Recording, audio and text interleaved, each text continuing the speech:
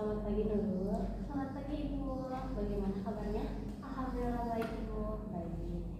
Kalau boleh tahu kesibukan akhir-akhir ini gimana? Untuk kesibukan saya akhir ini Ibu, saya itu sedang mengulang kembali materi-materi yang telah disampaikan oleh dosen. Jadi buat mempersiapkan UAS aja. Udah mau UAS ya? Iya Ibu, sebentar lagi. Kalau di sesi konseling yang kali ini, apa yang kamu ingin ceritakan dan apa yang kamu ingin diselesaikan? Yang ingin saya selesaikan mungkin ini sih Bu, saya itu kadang-kadang suka merasa cemas ya di saat mau berbicara di depan orang banyak ataupun lagi presentasi di kelas. Nah kadang-kadang saya itu suka gugup, yang tadinya saya sudah menguasai materi, sudah hafal, namun ketika saya udah di depan itu saya itu jadi merasa jadi merasa mendadak lupa gitu Ibu.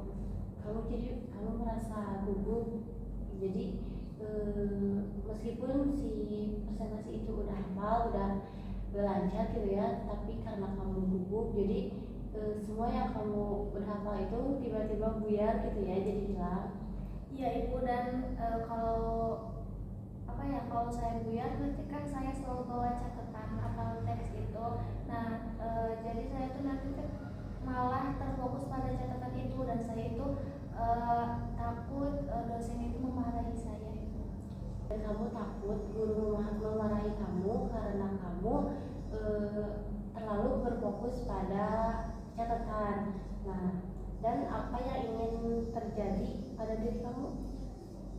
Saya ingin menjadi yang lebih baik lagi sih Bu, agar saya bisa menghindari dari perkataan gurunya itu Ibu. Kamu juga takut dari perkataan dosen, dari perkataannya itu membuat kamu sakit hati. Iya Ibu. Saya juga kadang Bu suka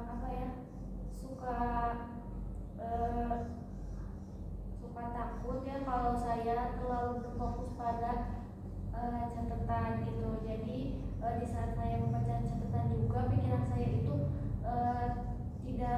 tidak terlalu fokus. Nah, saya kalau yang terlalu fokus pada catatan, akhirnya guru menegur saya.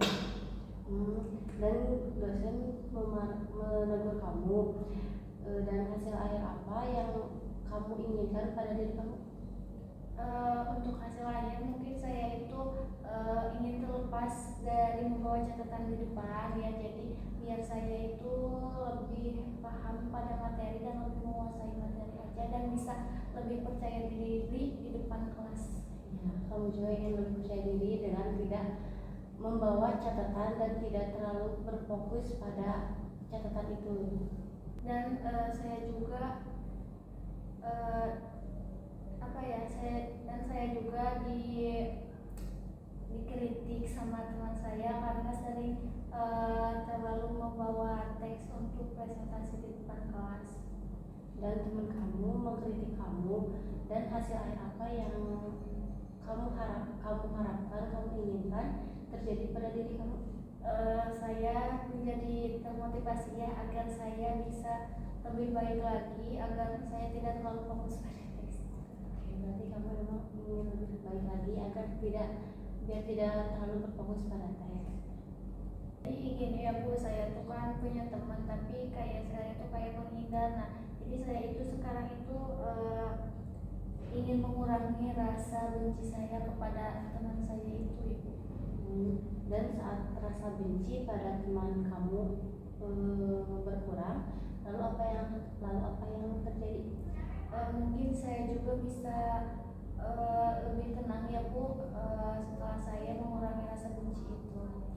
Jadi ketika kamu mengurangi rasa benci, kamu bisa menjadi lebih tenang lagi. Iya Bu, dan saya juga ingin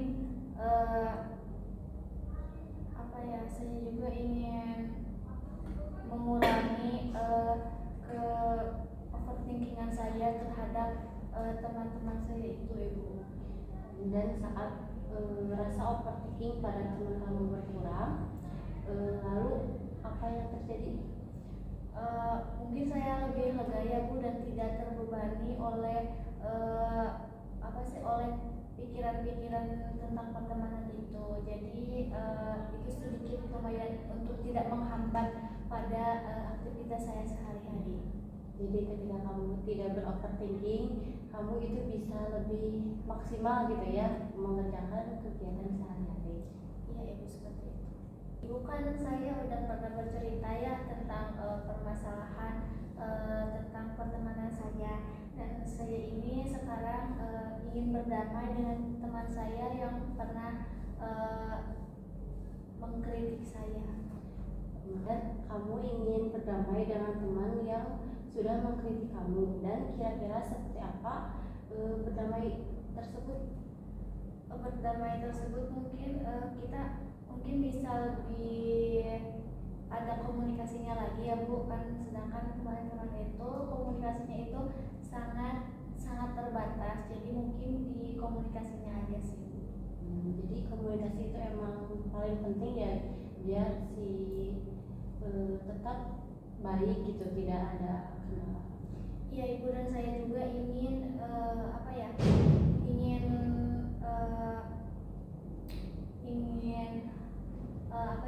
saya tuh ingin kembali baikan lagi gitu sama teman-teman saya, agar karena kami udah sama-sama dewasa ya Ibu, jadi saya itu mau mengikhlaskan yang udah terjadi aja sih.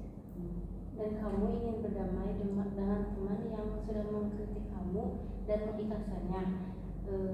Dan kira-kira seperti apakah berdamai dan mengikhlaskan itu? Untuk berdamainya itu mungkin lebih dekat lagi ya, bisa lebih dekat lagi, tidak renggang seperti ini. Dan kalau mengikhlaskan itu mungkin saya mengikhlaskan apa yang udah dia perbuat kepada saya, itu seperti itu sih. Jadi kamu ingin hubungan kamu dan teman kamu kembali seperti normal, dan bukan melupakan ya, jadi kayak ikhlas dari perilaku dia ke kamu itu. Iya Ibu, seperti itu. Ibu, setelah saya waktu itu berbicara pada Ibu yang saya itu kurang percaya diri di saat di depan banyak orang, akhirnya saya itu sudah mulai merasa percaya diri untuk berbicara di depan orang banyak. Dan kamu merasa percaya diri, dan di mana rasa percaya diri itu? Mungkin rasa percaya diri itu muncul di dada si Ibu, yang tadinya saya itu suka deg-degan atau terus tangan gemetar di saat di depan orang banyak. Sekarang itu udah mulai berkurang Ibu, jadi saya udah merasakan sedikit kepercayaan diri pada diri saya Ibu. Perubahan yang sangat bagus ya, dari yang tadinya deg-degan ataupun merasa tenang bisa menjadi tenang gitu, lebih ikhlas, itu bagus. Ada lagi yang ingin mungkin udah sih Bu. Oke, kalau tidak ada yang ingin diceritakan lagi, kita tutup saja ya sesi konseling pada kali ini. Terima kasih sudah datang, sudah mau percaya untuk bercerita kepada saya. Kita lanjut sesi konseling berikutnya ya, nanti kita jadwalkan. Baik Ibu, terima kasih Ibu. Iya, sama-sama.